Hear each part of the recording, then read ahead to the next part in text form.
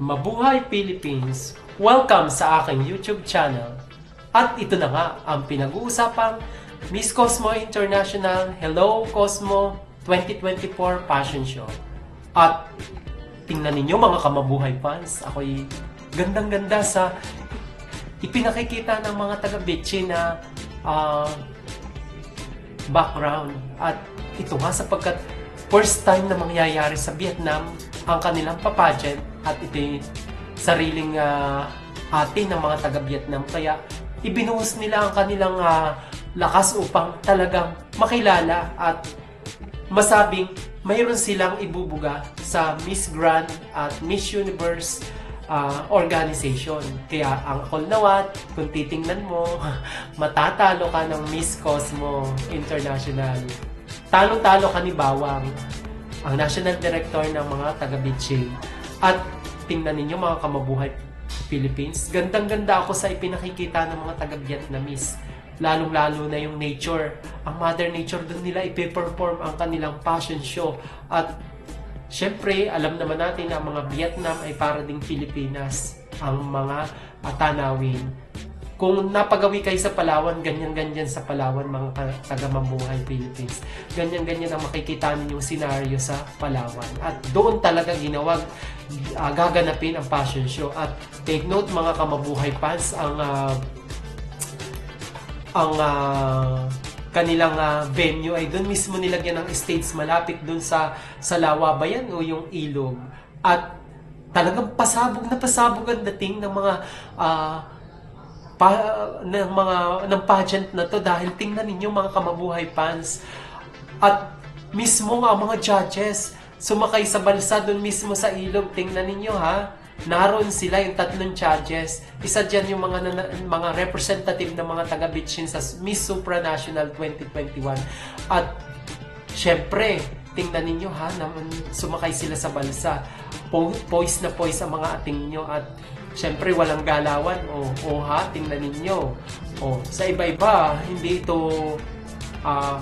itong senaryong ito talagang matatakot, lalo na hindi sanay sumakay sa balsa ang mga kababaihan dito sa atin. Pero diyan sa lagay na yan nagpo-post pa si ating. Pero yung naka-pink na parang natatakot siya. Tingnan ninyo mga kamabuhay fans. At mula doon sa pamamangka nila sakay sa balsa, pupunta sila mismo doon sa venue at talagang napaka-exciting mga kamabuhay fans. Napaka-exciting ng kanilang gagawin. At you see, tingnan ninyo ha, later on, ang mga ating ninyo ay bababa mula sa balsa patungo doon sa venue. Ayan na mga kamabuhay fans. Bumababa na ang mga judges ng Miss Cosmo International 2024 Fashion Show. At yan, isa sa mga hinangaan ko talaga ay si Frank Russell. Si Frankie Russell ay isang happy knight from New Zealand na representative ng New Zealand sa Miss Cosmo International. At take note, si Frankie Russell ay isang Pinoy na siya sana ang representative ng New Zealand sa Miss Universe 2024, pero sa kasamang palad, alam ba ninyo na ni-reject ni Hello the Universe si Frankie Russell dahil nabalitaan niya na ito si Frankie Russell ay nag-post sa isa sa mga film dito na tinatawag na Viva Max dito sa Pilipinas. At alam naman ninyo, pag may issue, ayaw na ni Hello the Universe. Out agad siya. Sa madalit salita, natanggal siya na representative ng New Zealand. At dito nga inilagay sa Miss Cosmo International. Walang issue sa kay Bawang ang pagsali ni Frankie Russell. Siya happy na din. At tingnan naman ninyo, talagang modelong-modelo ang dating ng ating nyo. At talagang nagandahan ako sa performance ni Frankie Russell dahil isa siya sa mga nag-stand out sa fashion show ito ng Vietnam. Bumagay sa kanya yung suot-suot niyang kulay puti at may salokot. At syempre, modelong-modelo ang dating, walang katawa-tawa, bagay na bagay sa kanyang katawan ang costume or fashion designer na ito. na mula sa gawa ng mga taga-Bitchin. At fierce na fierce ang datingan ng ating nyo. At syempre,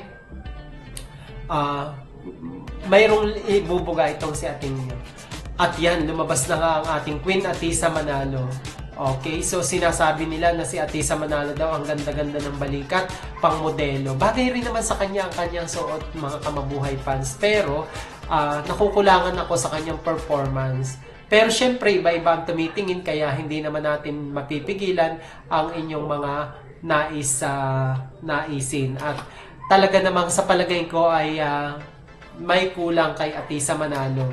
Pero syempre, parang nag-iingat lang din naman siya kasi umulan din mga kamabuhay fans. Umulan din sa lugar na yan. Kaya syempre nag-iingat siya, baka madulas. At alam naman ninyo, isang points yun. Kapag nadulas sa pageant na yan, ay kinakailangang baka mawalan yung points niya. At doon sa pagsampa niya, o parang conscious siya, tinataas niya yung kanyang costume, yung kanyang sinuot na costume, mga kamabuhay fans.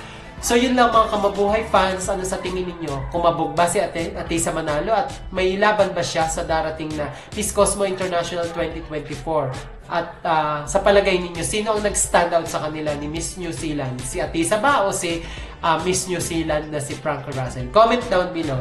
At kung hindi ka pa nagsusubscribe, huwag kalilimutang i-click ang subscribe button para tuloy-tuloy ang ating interaction at mag-comment ka na rin and likes.